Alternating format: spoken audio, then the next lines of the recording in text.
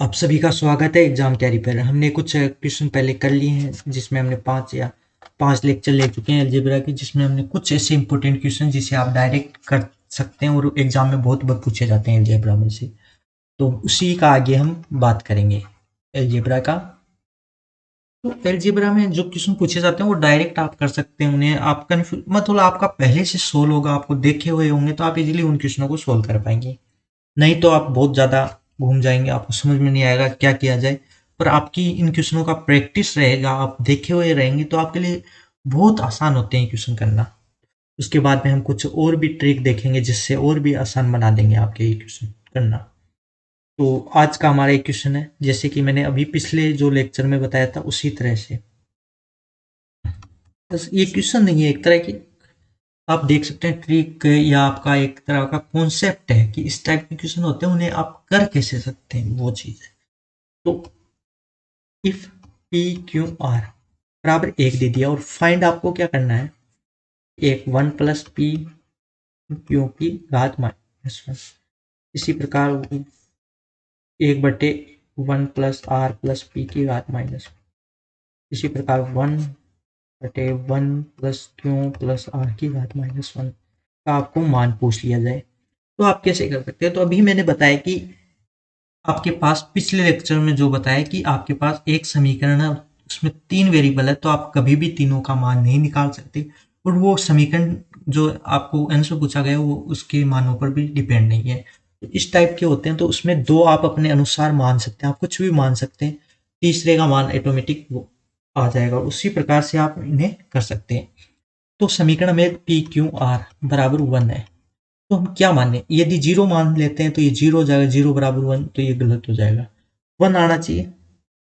तो आप क्या मान सकते हैं, तो दोनों का ही मतलब क्यू का मान एक मान लेते हैं, आर का मान एक मान लेते हैं। क्यू का मान एक और आर का मान एक रख देते हैं, तो पी का मान भी क्या आ जाएगा, एक। तो पी का मान भी एक आ जाएगा। ठीक, ये दो हमने मान लिए, इसी प्रकार पी का मान आ गया। अब आप इजीली इस क्वेश्चन को सोल्व कर सकते हैं। इसमें आप कुछ भी नहीं, आप पुट करना है, आपका आंसर आ जाएगा बस। पी क्यू सभी का मान आपके पास आ गया। आप इसमें करना भी क्या है, कुछ भी नहीं करना। ये सेम दिख रहे हैं यहाँ, एक एक सभी का मान पी क्यू और आर सब बराबर है? ठीक, मतलब सभी का मान एक एक है तो सभी बराबर है। तो आप ये लिख सकते हैं, सभी जगह आप पी लिख सकते हैं, सभी जगह आप क्यू लिख सकते हैं, कोई फर्क नहीं पड़ेगा। तो ये सेम बन जाएगा, यहाँ भी पी रहता है सपोज, यहाँ भी पी होता, यहाँ पी, यहाँ पी है ही, यहाँ पी और यहाँ भी पी, तो ये सेम हो जाता सब कुछ। तो आप ये लिख सकते हैं थ्री, मतलब तीन, और यहाँ पे ये लिख सकते हैं one plus P plus Q, Q की जगह भी पी मान लीजिए, बस ये पी का मान एक का है, मतलब सभी का मान एक है, तो कहीं भी कुछ भी लिखिए कोई फर्क नहीं पड़ेगा, बस मान पुट कर दीजिए। वन प्लस एक की घात माइनस वन, वही वन हो जाता है। तो तीन बटे एक बटा तीन, तीन से तीन कट गया, एक आंसर आ गया। तो इस प्रकार आप इजीली इस क्वेश्चन को सोल्व कर सकते हैं। कितना अच्छा क्वेश्चन है, पर आप इस क्वेश्चन को पहले कर रखा है तो आप इजीली कर पाएंगे, नहीं तो आप कंफ्यूज हो जाएंगे, आपको पता ही नहीं चलेगा कि करना क्या है इसमें। इस टाइप के क्वेश्चन में आपको पता भी नहीं चलेगा कि करना क्या है, और इतना इजी क्वेश्चन है एकदम, इजीली आप सोल्व कर सकते हैं। पर आप और ही कुछ करने लग जाएंगे, पी का मान निकालना, ये करना ही नहीं होता है। ऐसे क्वेश्चन होते हैं तो बहुत जल्दी आप कर सकते हैं। इसी प्रकार हमें एक और क्वेश्चन देखते हैं इसी टाइप का। काफी बार पूछे जाते हैं ऐसे क्वेश्चन, और ऐसे क्वेश्चनों को छोड़ देते हैं बच्चे, समझ में नहीं आता कि करना क्या है, और करना कुछ भी नहीं होता है इनमें। बस थोड़ा सा ध्यान रहे तो आप इजीली इन क्वेश्चनों को कर सकते हैं। अब देखते हैं हम नेक्स्ट क्वेश्चन।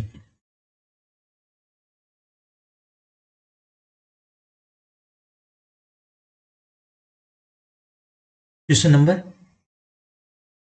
उसी टाइप का क्वेश्चन जैसे कि आपको दे दिया, if A plus B plus C बराबर जीरो, और आपको पूछ लिया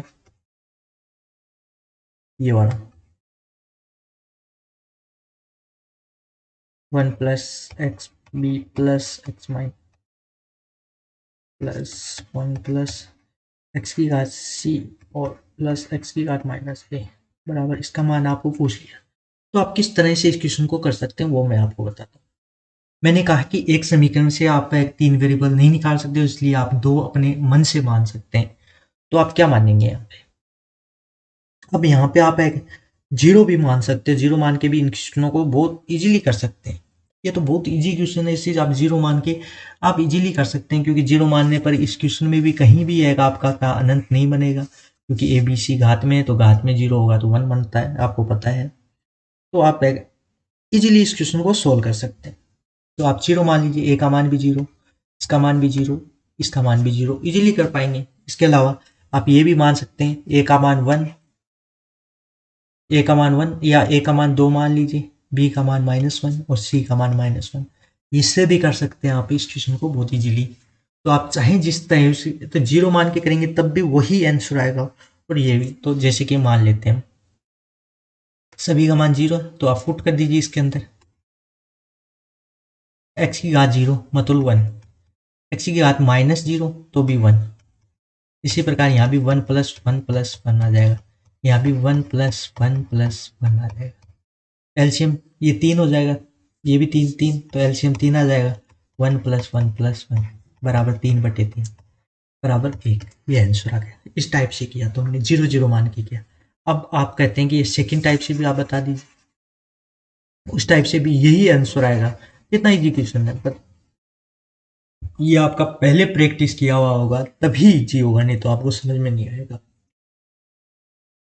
तो हमने क्या माना, ए का मान 1 प्लस एक्स की घात 2, ठीक, प्लस एक्स माइनस, माइनस तो ये प्लस हो जाएगा, ठीक, ये आ गया, क्योंकि ये माइनस है, बी का मान -1 है और वहां पे भी माइनस है, तो माइनस माइनस प्लस।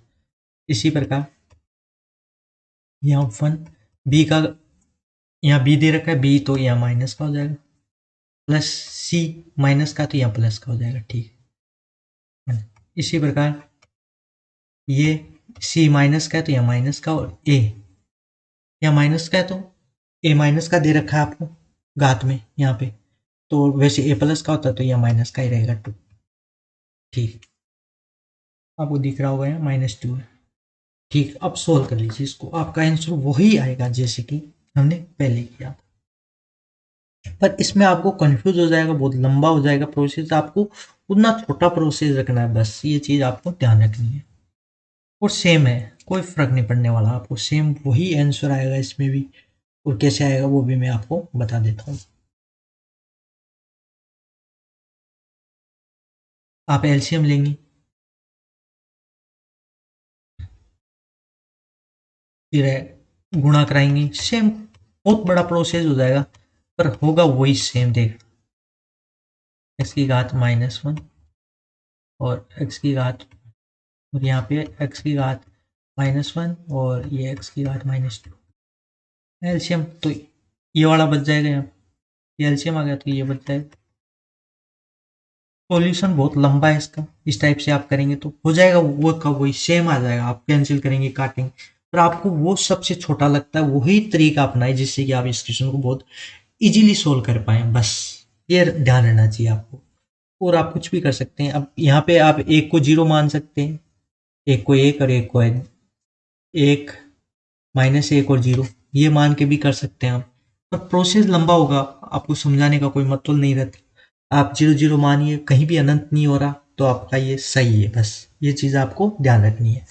तो आज हम इसको यहीं कंप्लीट करते हैं, इसके बाद में नेक्स्ट वीडियो में इससे आगे की कुछ और क्वेश्चन करेंगे। तो वीडियो अच्छा लगा हो तो लाइक करें, चैनल को भी सब्सक्राइब करें, और आप ये करके और ये करके या और भी कई मानकर आप क्वेश्चन को पूरा सॉल्व कीजिए, आपका आंसर वही आएगा जो 000 मानने पर आया। कहीं भी अनंत नहीं बनना चाहिए, फिर आप जीरो भी मान सकते हैं, पर अनंत नहीं बनना चाहिए, बस ये चीज़ आपको ध्यान रखनी है, ठीक। तो वीडियो अच्छा लगा हो तो लाइक करें, चैनल को भी सब्सक्राइब करें। धन्यवाद।